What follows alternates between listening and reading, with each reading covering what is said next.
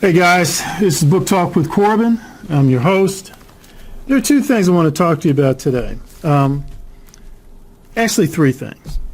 Normally, I just don't do the bulk of what I do just on political commentary. I always want to focus on a book. So I want to focus on a book called Triggered by Donald Trump Jr. I've been reading that for the past week, and I have to admit, I've been rather impressed with the writing. It's good, simple, succinct, articulate writing. Donald Trump Jr., he is quite a cultural warrior. I believe I have a better understanding or appreciation as to why his father won that election in 2016. Because this guy really has his finger on the pulse of middle America, of the silent majority in the United States of America. I was very impressed with what he was saying. I really better appreciate why he and his father, the whole Trump team have that appeal. And I want to say this too, people, this is not how can I put this in polite ways? You're a freaking idiot if you think Donald Trump's a racist. That's just absurd. First of all, I've spent some time up in Harlem, years back. Donald Trump was praised. A lot of black folk loved them some Donald Trump. When did he become a racist? I mean, there are all sorts of documentation showing what Donald Trump had done in some of the work he had done. When did he become a racist? Secondly, when you read what is in this book, Triggered, I don't see how anybody can reach that conclusion. I mean, it's not like you can have a disagreement about it. Calling Donald Trump a racist is just a lie. And you need to really examine that. So I highly recommend that book, Triggered, by Donald Trump Jr. And by the way, Jr., if you're available for an interview, a Zoom interview, let me know. So I'd love to have you. And I'm going to try to reach out to you, buddy. Now, I want to talk a little bit more to the citizens of Louisville. We have this petition going on here, Citizens for Louisville. It's a petition where we're expressing our support for the LMPD. The reason why I did this petition, why I put it together and we're sending it around, is because, again, there's that false narrative out there that the Louisville Metro Police Department is just looking to gun down black people. That's a lie. That's a lie. We have one of the best police departments in the United States of America. I've talked to many police officers. They're the first ones to say, hey, of course, there's always room for improvement. They're the first ones to say, we don't like it when we got bad apples in our barrel. We don't like it. So this narrative about the LMPD hates black people and LMPD, they're all into systemic racism, it's a lie.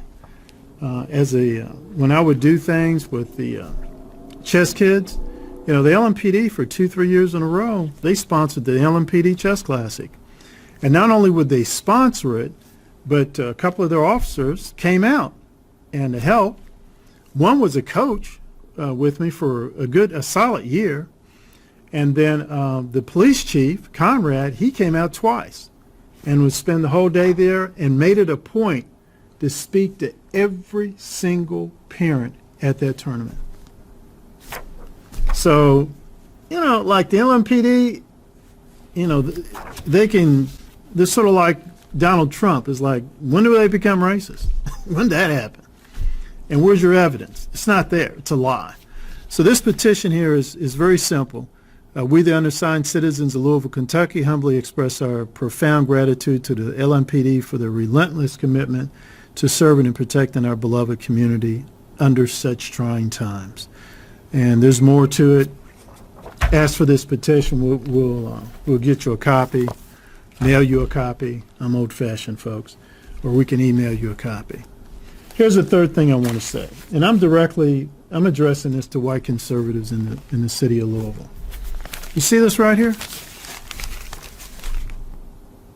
Look at it. Is this the first time you've ever seen a Louisville Defender newspaper? You are wrong. You are wrong. Period. You need to correct yourself. This is the most significant publication in Louisville's black community, and has been so for decades. You need to be familiar with this newspaper. You need to be buying it. You need to be subscribing to it. You need to be reading it. Period. And if you're not serious. You're just not serious. You're not serious about reaching out to the black community, connecting with the black community, and developing good relations.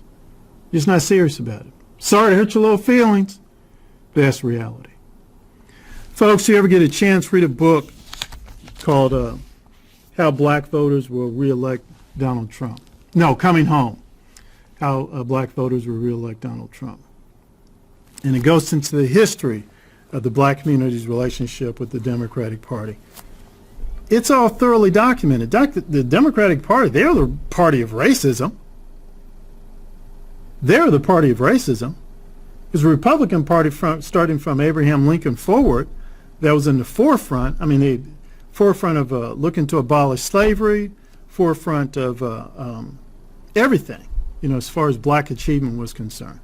When Whitney M. Young, this is just a quick example, when he died in Ghana, drowned, Richard Nixon, Republican, sent a jet there to pick up his body. This kind of relationship national black community relationship had with a Republican president. Now, you got a lot of folks out there, white conservatives included, who just don't, I never heard of that. Well, you're ignorant. You need to get unignorant. You need to read books like, again, Coming Home by Vernon Robinson, The End of Racism by Dinesh D'Souza, and even John Hope Franklin's From Slavery to Freedom. And but right now, here in Louisville, Kentucky, the big problem I see with white conservatives, I say Louisville Defender, huh? Was that a soccer team? What are you talking about? What do you mean? You serious? No, you can't be serious. You can't be serious about trying to connect with the black community. This country urgently needs the black vote. We don't need, right now the Democratic Party is going way left. They're nut jobs. This is not the party of the Kennedys or Hubert Humphreys. This party is going way left. Nut job left, period, end of discussion. But the Democratic Party cannot win locally, statewide, or nationally without the massive, almost monolithic support from black voters. But if you just had a swing of 20%, just 20%, 18%, on a local level, state level, national level, Democratic Party, they were shaking their boots. They wouldn't be able to win. A lot of times they just flat out wouldn't be able to win. If Donald Trump pulls off 13, 14, 50% of the national black vote, win or lose, it would change politics in this country in a dramatic way. But we're not going to be able to do that, speaking to white conservatives, until you guys sort of get off your booties a little bit and start connecting in a meaningful way to black institutions. Period. It's not going to happen. That should never, ever bring this paper around and any white conservative look at this and like, huh? Ever. Let me tell you a funny little story. I had a little experience I had once with Senator Mitch McConnell. I was at Simmons College. I was working with Simmons College at the time, and Senator McConnell was there. He was talking, and then he said, "Well, look, guys, I really got to catch a plane and go on." But he was very impressed with what he saw there at Simmons College.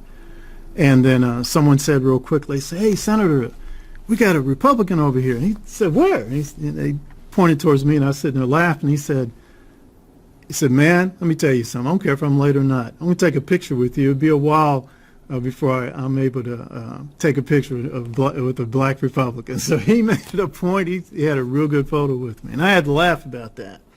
But there was a time when black Republicans was just what? I mean, it's just common. I mean, it's just nothing to it. So something went wrong, and we got to correct that. And one way we correct it is that start on the local level. You got to start connecting. I'm not saying agreement. You don't need agreement, but you got to start connecting. You got to start building those relationships. All right, guys. So this is Book Talk with Corbin. I'm your host. Please hit the like button, hit that subscribe button, and also hit that part of the subscribe button that says all, so that you'll be notified of all the new videos that's coming out. And guys, I really need your support. I'm going to have a coffee mug coming out called Not a Victim, Book Talk with Corbin. And think about that, what I'm saying. Here's what I'm saying. I'm not a victim. And I'm getting sick and tired of people constantly putting me up there as a victim. I read the book, John Hope Franklin's From Slavery to Freedom. That's not a history of a bunch of victims. That's a story, a documented story, a scholarly, documented story about people who've come from nothing to something. Those aren't victims. I'm not a victim. Period. So we got that mug to be coming out. Not a victim. Hey, send me $25. I'll send you that mug. And so there'd be a constant reminder to everybody. Black folk in the United States of America are not victims. People, I was in apartheid South Africa, and I met with Zinzi Mandela, one of the daughters of Nelson Mandela. And I interviewed her there at her mother's home in Soweto. And folks, no exaggeration, we talked for a good couple hours. Every question, all of her questions, like Ebony Magazine, Quincy Jones, Stevie Wonder, she was just absolutely fascinated with the achievements of black folk in the United States of America. I spoke with Zwelakhe Sisulu. He was the son, journalist of Walter Sisulu, very close associate with Nelson Mandela and Robben Island, and also a high-ranking figure in the African National Congress. Zwelakhe, he told me things about the Black Panther Party I didn't know. He would name these guys off. They didn't look at us as victims. They were inspired by us. Desmond Tutu would talk all the time about how Ebony Magazine, he just loved reading Ebony Magazine because he was inspired by our achievements as a people in this country. Who's a victim? Well, there's a certain political class in this country who wants you to view yourselves, black folk, as victims. Who are they? Why would they want that? Well, maybe we'll talk about that in my next video. Hey guys, this is Book Talk with Corbin. I'm your host. See you next time.